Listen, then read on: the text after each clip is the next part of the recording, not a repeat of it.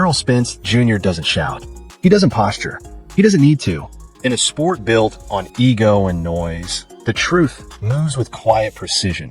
Patient, calculated, devastating. He dismantles champions piece by piece, leaving behind broken ribs and shattered confidence. While most see only the surface, unified belts, a blacked-out Rolls-Royce gliding through the Texas heat, and $15 million earned by turning a southpaw stance into a weapon. It doesn't feel like chaos. It feels inevitable.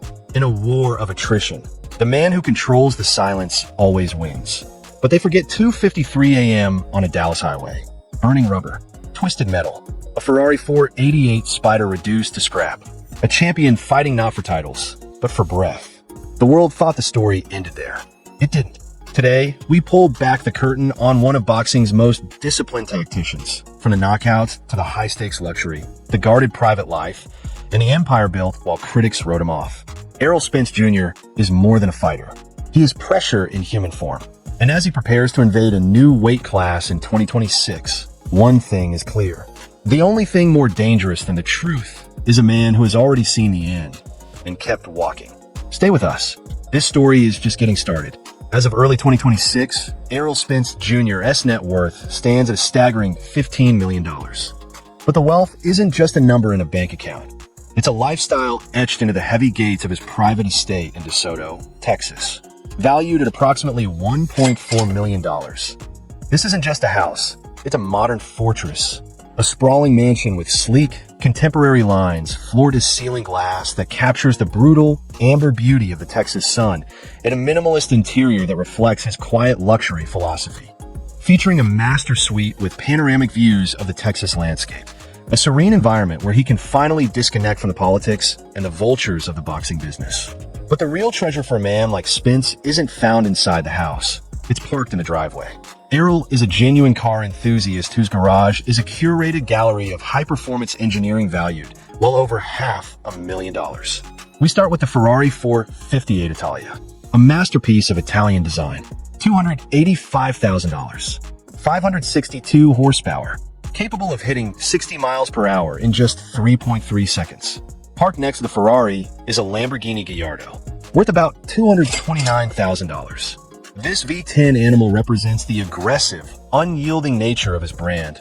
All sharp angles, low-profile aerodynamics, and raw, snarling power. His collection also features a blacked-out Mercedes-AMG G-Wagon and custom American muscle cars that pay homage to his Texas roots, letting the roar of the engine speak for his presence. Beyond the engines, Errol's taste for luxury extends to his wrist. He is a noted collector of high-end horology, often seen with a diamond-encrusted Audemars Piguet Royal Oak. He has even moved into the ultra-exclusive world of Richard Mille, viewing these timepieces as mechanical mirrors of his own precision in the ring. Complex, lightweight, and indestructible under extreme G-forces. Quick question for the real fight fans watching right now. When you see a fighter with this much wealth, do you think it makes them hungrier to protect their kingdom, or does the comfort of luxury take away their edge? Let me know your thoughts in the comments below. But before the red Ferraris and the diamond watches, Errol was just a kid in a humid Texas gym with a father who refused to let him quit. Born on March 3rd, 1990, in Long Island, New York, Errol had to manufacture his own glory from scratch. Raised in Texas, he was a blend of Jamaican roots and American strength. His father, Errol Sr., saw the fire early. He dragged a 15-year-old Errol to the gym to channel that quiet intensity, transforming adolescent energy into disciplined, focused destruction. He didn't just train, he obsessed. He molded himself into a southpaw puzzle that the amateur ranks couldn't solve. He perfected the check hook and the piston jab, tools that would eventually become the most feared weapons in the welterweight division. The piston jab isn't just a punch. It's a range-finding laser that disrupts an opponent's rhythm and vision before the real power arrives, a constant reminder that the truth is always hitting its mark. His amateur career was a warning to the world. 135 wins, 12 losses. He won 3 consecutive U.S. national championships before the world finally saw the truth at the 2012 London Olympics. Despite a cloud of judging controversy, he returned to Texas with a reputation as the most pro-ready fighter on the planet.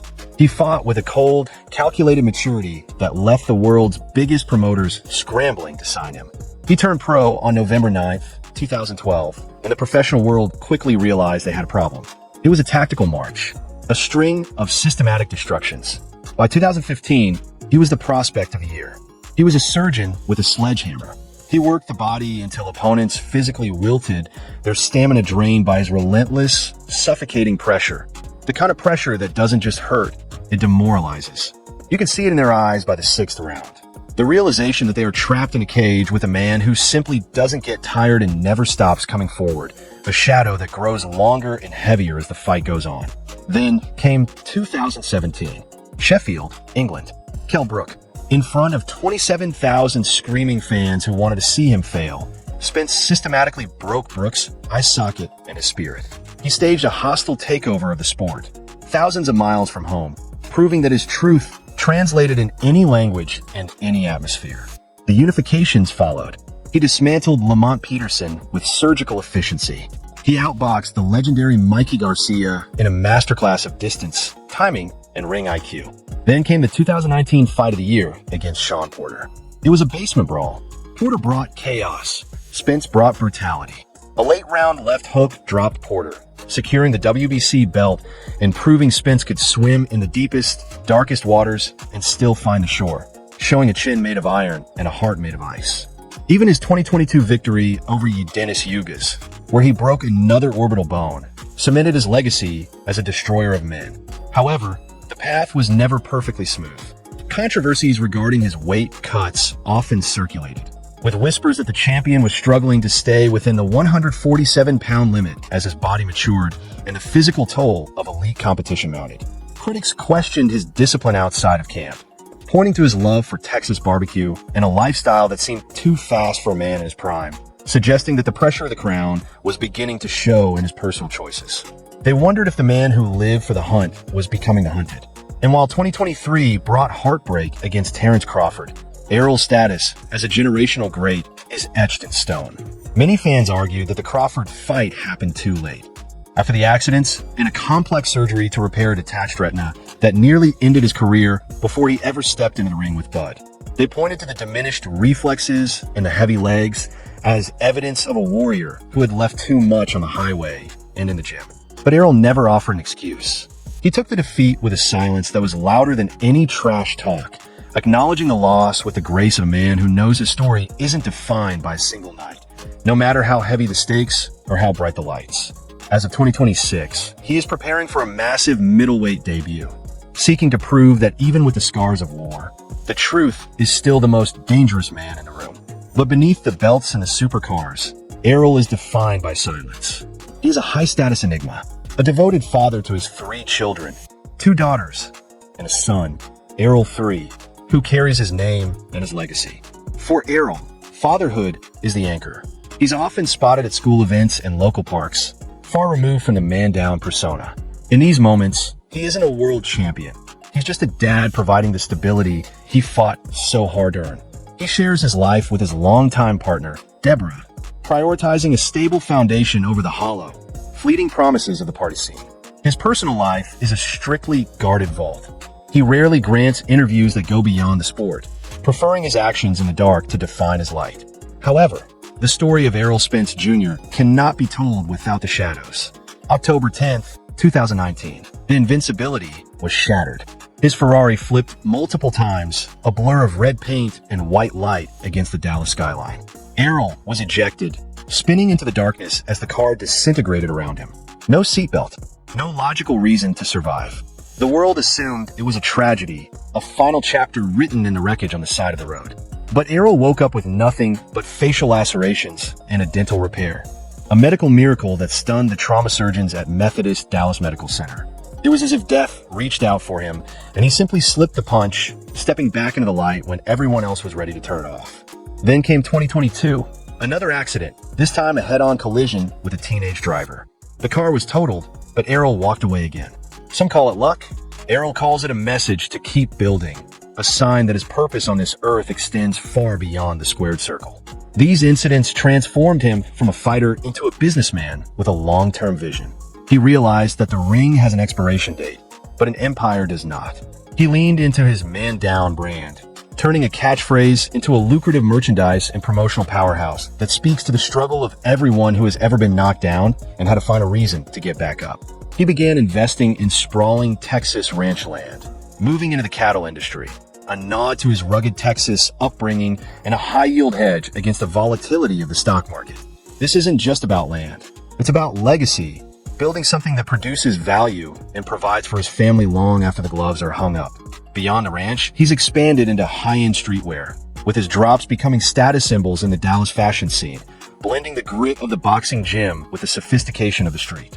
Today, the final act is being written, as he moves to 154 pounds for a 2026 clash with Tim Tszyu. Errol is focused on the afterlife. He launched Man Down Promotions to mentor the next generation, signing hungry prospects who share his blue-collar work ethic and providing them with a map he had to draw for himself in the dark. He's invested heavily in luxury real estate and a burgeoning tech-driven clothing line, ensuring his $15 million net worth is just the floor of what he intends to build. He is no longer just a fighter. He is a vertically integrated industry, a man who has turned his survival into a blueprint for multi-generational success, proving that the truth is a foundation that can support an entire kingdom. The question is no longer, can Errol Spence Jr. become great? He has already achieved that. The question is, after walking through fire and surviving the wrecks, what price has he truly paid to still be standing? Errol Spence Jr. has survived things that would have broken 1,000 other men. Whether he ever wears another belt or not, he has already secured the greatest title of all, the title of Survivor. He is the man who looked at the end and simply refused to stop.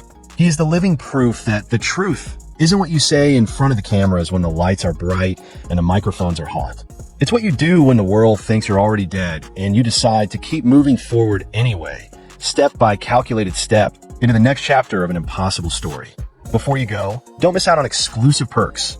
Click the link in the description to become a channel member and get early access to our cinematic profiles 48 hours before the rest of the world. If you enjoyed this dive into the life of the truth, hit that like button, subscribe, and let us know in the comments. Who should we cover next? And while you're here, check out our deep dive into the rise of Caroline Du Bois. You won't want to miss it. Thanks for watching, and we'll see you in the next one.